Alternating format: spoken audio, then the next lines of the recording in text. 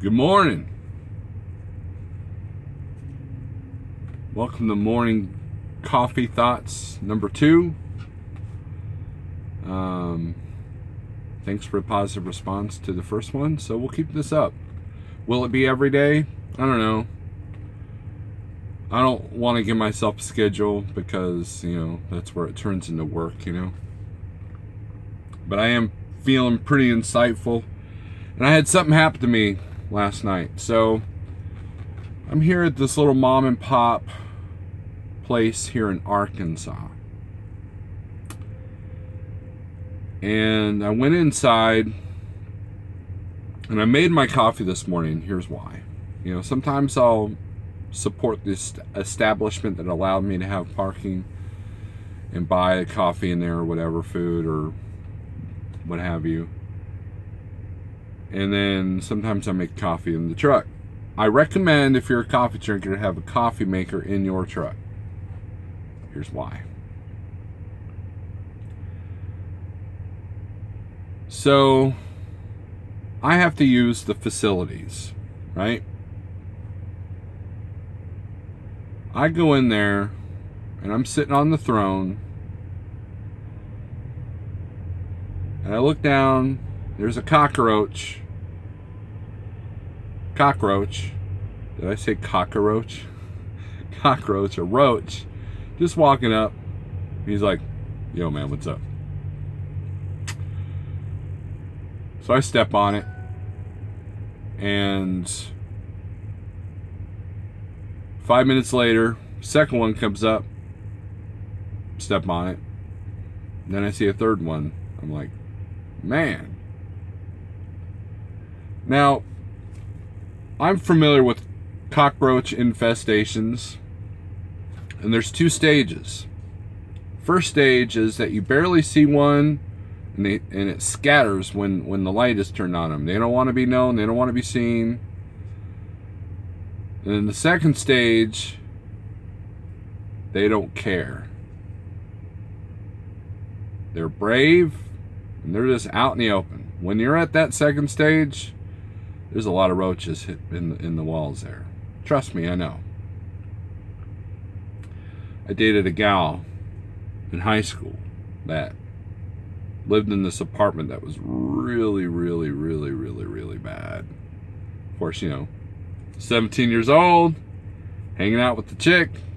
You tend to overlook things, right? So, I made my coffee. But today's thoughts are brought to you by this audiobook. I'm not a very good presenter, right? Positive Energy by Judith Orloff, MD. This is one of the first self-help books I ever read way before I was a truck driver. And it was a book that I actually physically read, if you can believe that. And then, of course, I got the audio version, for the truck. And every now and then I have to, refresh on it, and I'll listen to it. But at that time, I was a welder for a company outside of Stratford, Missouri. Custom fabrication. So one day you might be welding racks. The next day you might be welding little wire things, and then sometimes you're welding, Walmart used to have these, their dressing rooms, they had these frames, and I would weld those. And then the racks that held up the cosmetic stuff at Walmart, we used to weld those, that kind of thing. So every day was different. It was a good job for the most part. And as I started to read this book, I started to realize that the negativity that a lot of people live in. And this place I was at was toxic. I mean, one time I was yelled at because I was helping the welder in the station next to me who was struggling with what he needed to do for that particular part. and I got yelled at for helping the guy because I was not, in my station. It was this new foreman, and he wasn't a good manager. He had to force people to work for him. A good manager makes a person want to work for them. That kind of deal, right? And this book had kind of opened my eyes about toxic people, right? And I realized that at one point I had to get out.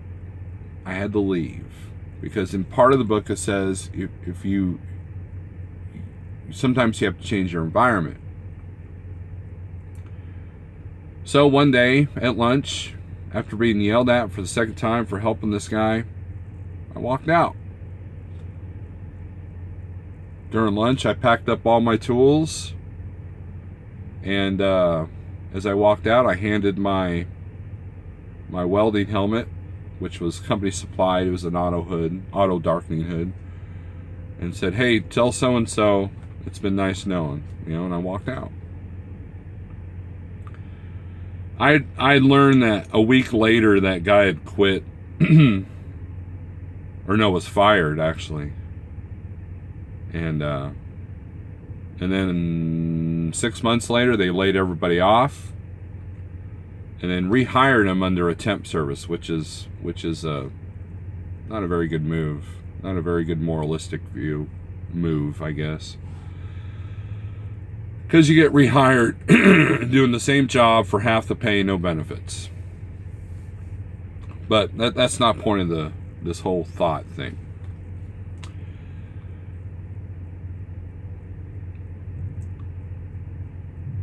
I thought that by changing my environment that I could get away from negativity, right? That was not the case. While the book was insightful and helpful, I had to learn something. Well, I'm not going to say the hard way, but I figured something out on my own without the book. Or maybe the book did it subconsciously. So, I decided after that welding job that I was done with manufacturing. Tired of layoffs, tired of the axle over your head. And so I went to apply for Springfield Public Schools as a school bus driver. And I thought, well, I'll get my Class B CDL, and it'll be I want to become a truck driver, but my point in life, I wasn't really ready, and maybe this will cure that itch a little bit. Well, obviously it didn't work, but I did that for 2 years. Loved the job. And I realized something. I was so grateful to have that job. I was so grateful to have something that wasn't making somebody else rich, right? I was providing a service that could have a positive impact on people, and I learned that early because there was a run where I had to be a bus aide, where you have to have a second person on handicap buses, right? You got the driver, and then you got the person that helps the kids, right? And this kid who was mentally challenged, he gave me a high five. He really liked me, and that made me feel good. It's like, wow, maybe. Because we all remember, if you rode the bus to school, we all have a teacher or a bus driver, somebody that we remember, either in negative light or positive light, right? And, and it just felt so good. And every morning as I walked in, there's this big break room, and you got all the drivers. Now, mind you, bus drivers are, in Springfield, were either ex-roadway Teamster drivers or ex-truck drivers or college students or old ladies that really had nothing better to do, right? And the truck driver saw something in me, and they gave me some positive input. And the old ladies would tell me how you have to manage your kids and all that stuff, right? And I realized something. I was so grateful to be there that I didn't, man, I loved it, right? And I think that transferred to the job, because I always had a good bus. I always had, because they slip seated if you were a substitute driver. I always had good students. Now, mind you, I had the bad students. I had students I had to call security on. I had, it wasn't like it was all roses, But I think that my attitude and me being able to get along with the kids and everything just made the job a lot better. And I realized that the people that came in the morning, the ones that were negative about it, had a harder time with the route, had a harder time with the kids, had a harder time even with the bus. And the ones like me, we did all right. We had some of the worst routes, quote unquote, like the poorer side of Springfield that has tendency to have more crime, and you hear horror stories, because we all had these, CB radios that are shortwave, I think, and not shortwave, it's like a private frequency, right? And you call in the base, and you have to either call security or you have to call, the principal and say, hey, principal needs to meet me at the bus because this, blah, blah, blah, right? And trust me, I had bad days too, but I recognize that sometimes you can change the environment, and other times you can't change the environment. So you have to like change the environment in your head. You have to, in other words, you can't completely get out of negativity. It's impossible. The way the world is, you just can't. So you can switch jobs and switch jobs and switch jobs, but in the end, it's up to you to make the positive changes in your mind and in your environment. You make the positive change in the environment. And that's exactly what I did and what I learned driving a school bus. And it's like the cockroaches in the restaurant, man. Every restaurant's got them. Trust me, I know. I worked at a restaurant, a few, right? And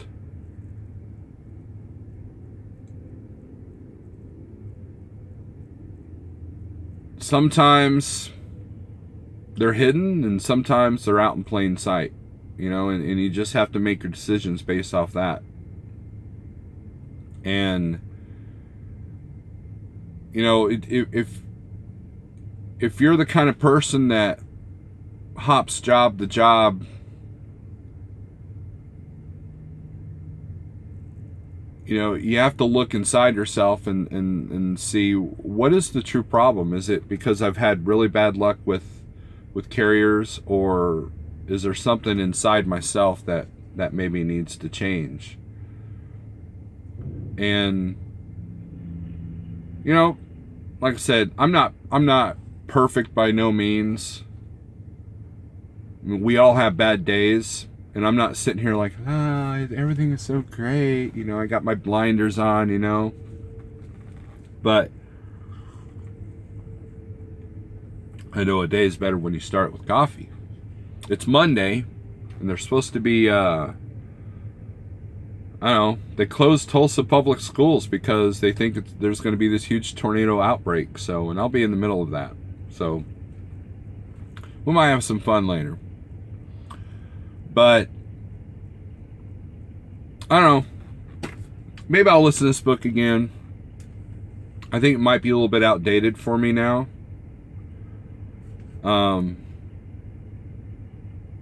This was published in 2004. Like I said, positive energy. But sometimes you can't change the environment. I think that's the whole point of this long story. You can't change your environment, so you have to change how you view the environment. It's all perspective. And I've talked about that before, but sometimes that cockroach comes out on the floor, and man, I'm really stretching for this analogy thing, right? Sometimes that cockroach comes out, makes you realize that, as everything's not as it seems. Or something, I don't know. Or it wakes you up, or I don't know. Anyways, I enjoyed my time driving the school bus. And if it paid well, I'd still be over there. That's the only problem with that. And I don't know, life is what you make it, I think, pretty much. I mean, yeah, bad stuff happens. Trust me. Yeah, I had a friend of mine that just recently lost their son to suicide. How do you be positive in a situation like that? You can't. That's where gratitude and faith has to kick in. Grateful for the family members that will come and comfort you, and but really there's no comforting in that, right? You can't be positive all the time because bad stuff happens. It's how you handle it.